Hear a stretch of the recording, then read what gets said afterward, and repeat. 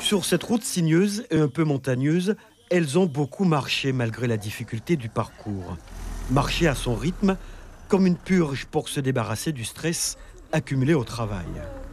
Ça change les idées, vraiment. Ça change les idées. On se retrouve dans un cadre en campagne et c'est agréable. Ce sont les professionnels de santé de la médecine et réanimation néonatale au centre hospitalier André Rosemont. Des infirmières, des puéricultrices, mais aussi des médecins. Tous, ils aident les femmes à accoucher, mais parfois leur mission s'avère compliquée quand il s'agit de bébés prématurés.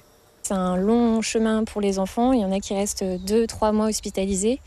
Donc c'est vraiment des situations compliquées avec des hauts et des bas. L'enfant, un jour, il va bien. Le lendemain, il se dégrade. Ça va moins bien. Donc pour nous, psychologiquement aussi, ça peut être difficile. Et voilà, il faut accompagner le mieux possible les parents et les enfants et les collègues. La Guyane se singularise par un taux de prématurité 2 fois plus important que dans l'Hexagone. 14% de naissances prématurées en moyenne chaque année. L'hypertension artérielle est un des facteurs qui explique cette forte prégnance. Et l'une des conséquences immédiates au niveau de l'hypertension artérielle, c'est le retard de croissance intra-utérin. C'est-à-dire que c'est un enfant, à cause de cette tension très élevée, qui ne croit pas dans les normes habituelles.